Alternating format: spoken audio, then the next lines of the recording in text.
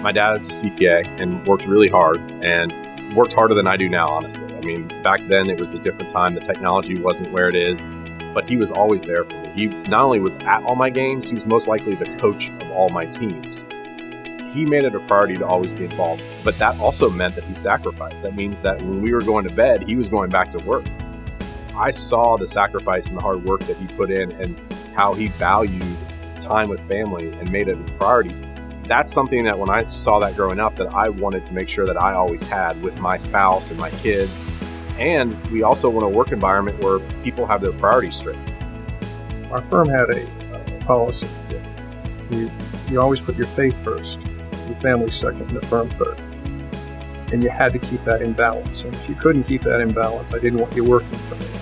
He took that to heart. He's a good man for any time because his leadership style is for the team. He's not looking for his own accolades. He's a very strong person as it is. He's got a wonderful wife. He's got wonderful children. He's got a wonderful family. He doesn't need anything else. Anything he's doing is to give back and to serve other people. Faith should be the foundation of everything that we build upon, and it's basically a way to prioritize what's important in your life. And work is important, but it's not the most important. It's definitely not more important than our faith or our family, which are the foundation. Faith is the foundation. Family is more important than work.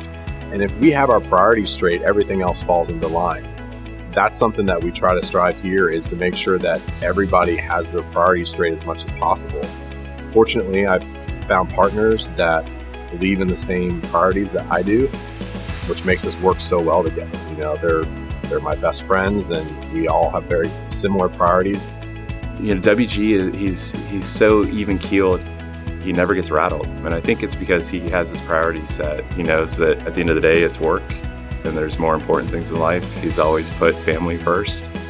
So, you know, no matter what happens with the firm, there's always tomorrow. I mean, he always has that attitude, which has made it very easy for us to get through challenging times.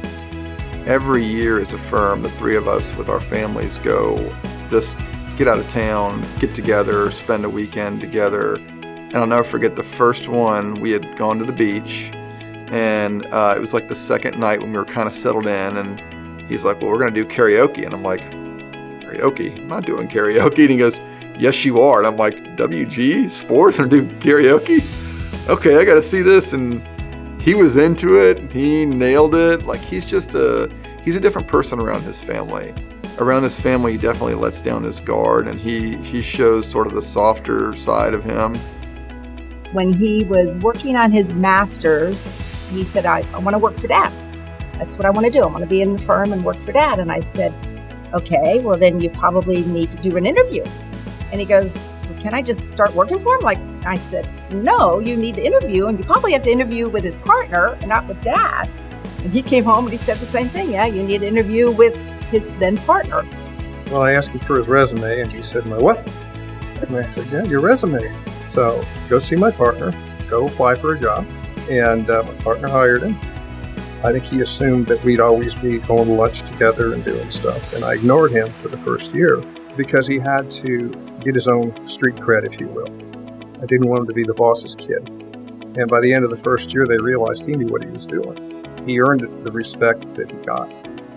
I think he's the perfect leader because he enjoys getting into process and operations.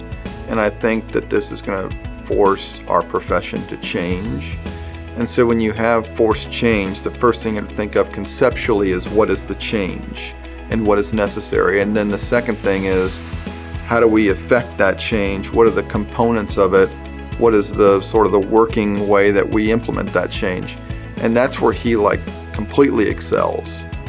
He's the kind of guy that if there's going to be change in an organization, change in an industry, you need someone to help figure out how are we going to do this. It's perfect. It suits right to his strengths. Change is not a bad word. I love change. I'm a change agent.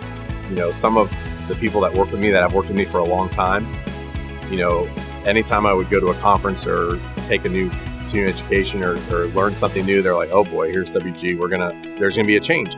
But I feel like if you're not constantly changing, you're not growing. And I don't want to get stagnant. We want to be the innovator and the solution provider for our clients. They're looking to us to do that. And if we can't do that, they're going to look somewhere else. we leverage technology as best we can to not only deliver the work product, but interact with our clients and help them improve their business as best we can. I've been working with them for 15 years, and we've never left a room without coming to a consensus. We have 3 partners in the firm. We've never had to vote. It's never been 2 against 1. I think it's a critical leadership skill, for someone to chair the FICPA, to be able to build consensus amongst his colleagues. And he's able to influence. If he feels very strongly about something, it's not a pressure, but he's able to get his point across in a friendly manner and not feel like it's pressuring. But it's hard to find someone that loves the CPA profession more than WG. Well, having been around the FICPA for so many years and seen so many different leaders and different leadership styles, I think he will be a very inclusive leader. We've had leaders who like to preen, really enjoyed the status and being on top of the mountain. And then there's leaders like WG who doesn't need the mountain. And if he does go up on the mountain, he's taking somebody with him. The cool thing about the FICPA is it's not about who's the chair at this one point in time. There's a great staff, there's great board members, there's great council members, there's awesome volunteers. I just happen to be named chair for a 1-year period, but I'm building upon a legacy that other people have come before me and created.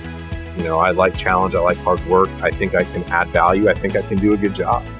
So I was excited for that opportunity, but again, it wasn't something that I needed or dreamed about or anything like that. It was more about I have something that I think is unique and that can provide value and I can help. And that's what it's about, giving back to the members in the Institute that give me so much.